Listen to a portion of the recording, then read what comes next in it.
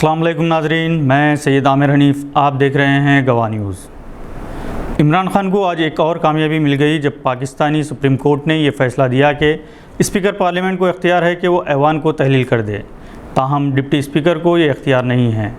عمران خان کی سفارش پر 3 اپریل کو ڈپٹی اسپیکر نے یہ کہتے ہوئے اپوزیشن کی تحریک عدم اعتماد کو مسترد کر دیا تھا کہ یہ تحریک بیرونی ملک میں تیار کی گئی سازش ہے۔ امریکی اسسٹنٹ وزیر خارجہ ڈونالڈ ڈولو نے واشنگٹن میں متعین پاکستانی سفیر اسد مجید کے ذریعے پاکستان کو ایک دھمکی آمیز لیٹر روانہ کیا تھا، جس میں کہا گیا تھا کہ اگر عمران خان پاکستان کے وزیر اعظم رہتے ہیں تو اس ملک کا مستقبل تباہ کن ہوگا۔ 3 اپریل کو ڈونالڈو ہندوستان میں تھے، جو ان سے ایک صحافی نے سوال کیا کہ آیا وہ عمران خان حکومت کو گرانے کی سازش میں ملوث ہیں یا انہوں نے کوئی دھمکی آمیز لیٹر روانہ کیا ہے۔ امریکی سفارتکار نے کوئی جواب نہیں دیا بلکہ خاموشی اختیار کر لی۔ شہباز شریف کی قیادت میں اپوزیشن نے عمران خان کے خلاف تحریک عدم اعتماد پیش کیا تھا۔ عمران خان کے کئی حمایتی ارکان پارلیمنٹ بھی کیمپ میں شامل ہو گئے تھے۔ اپوزیشن کو اس بات کا یقین تھا کہ 3 اپریل کو وزیر اعظم کی حیثیت سے عمران خان کا آخری دن ہوگا۔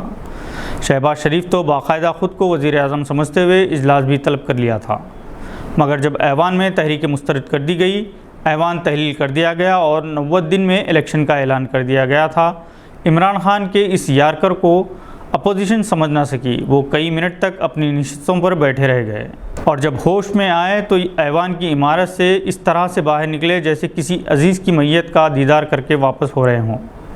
عمران خان ہمیشہ کہتے رہے کہ وہ آخری گیند تک مقابلہ کریں گے، جس طرح میاداد نے آخری گیند پر چھکا لگایا تھا۔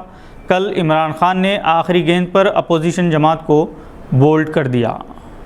پاکستانی صحیفہ نگار صابر عاقر نے ٹاپ نیوز میں بتایا کہ پاکستانی عوام بالخصوص نوجوان طبقہ عمران خان کے حق میں ہیں، چونکہ ایک منتخبہ پاکستانی وزیر اعظم کو ہٹانے کے لیے بیرونی ملک میں سازش کی گئی ہے، اس لیے عوامی ہمدردی عمران خان کے ساتھ ہے۔ ایک اور تجزیہ نگار ابراہیم راجہ کا کہنا ہے کہ اب اپوزیشن الیکشن میں تنکوں کی طرح اڑ جائے گی۔ عمران خان کے دور میں مہنگائی میں اضافہ ہوا، بیرونی قرض بڑھتا گیا۔ اس کے ذمہ دار نواز شریف، زرداری جیسے لوگ ہیں جنہوں نے اس ملک کو لوٹا اور مغربی ممالک میں اپنے اثاثے بنائے۔ عمران خان نے اپنی تمام دولت شوکت خانم ہاسپٹل کے لیے وقف کر دی ہے۔ بہرحال امریکہ اگر عمران کے خلاف سازش کر رہا ہے تو افغانستان کے بعد یہ اس کی دوسری شکست ہوئی۔ ہندوتوا کے ایک نامعقول بیہودہ لیڈر نے دعویٰ کیا ہے کہ اگر کوئی مسلم وزیر اعظم بن جائے تو ملک کی آدھی آبادی ہندو ہو جائے گی۔ عقل کے اس اندھے نے تاریخ نہیں پڑھی، اسے معلوم ہونا چاہیے کہ ہندوستان میں 1000 سال مسلمانوں نے حکومت کی، کبھی جبری طور پر مذہب کی تبدیلی کا واقعہ پیش نہیں آیا، بلکہ جتنی مساجد مسلم حکمرانوں نے تعمیر کروائیں اس سے کہیں زیادہ جاگیرات انہوں نے مندروں کی تعمیر کے لیے عطا کی۔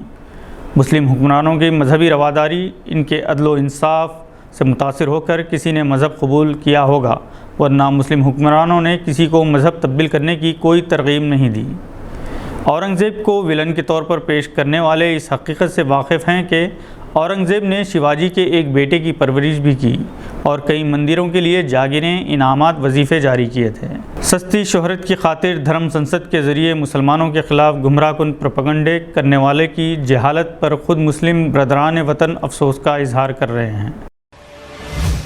ماہ رمضان المبارک کے آغاز سے پہلے ہی ویژن ٹرسٹ NRI فورم نے کئی مستحقین میں راشن کٹس تقسیم کیے ہیں۔ جناب جلیل انصاری چیئرمین کی نگرانی میں گزشتہ 2 سال سے رمضان المبارک کے علاوہ لاک ڈاؤن کے دوران ایسے افراد میں راشن کٹس کی تقسیم عمل میں آئی جو خودداری کی وجہ سے کسی سے مدد نہیں مانگ سکتے۔ حیدرآباد کے علاوہ ضلع میدک میں یہ راشن کٹس منتخب خاندانوں میں تقسیم کی گئی۔ آج کے بلیٹن میں بس اتنا ہی۔ امید ہے کہ آپ نے ہمارے چینل کو سبسکرائب کر لیا ہوگا، بیل آئیکن دبانا نہ بھولیں۔ خدا حافظ۔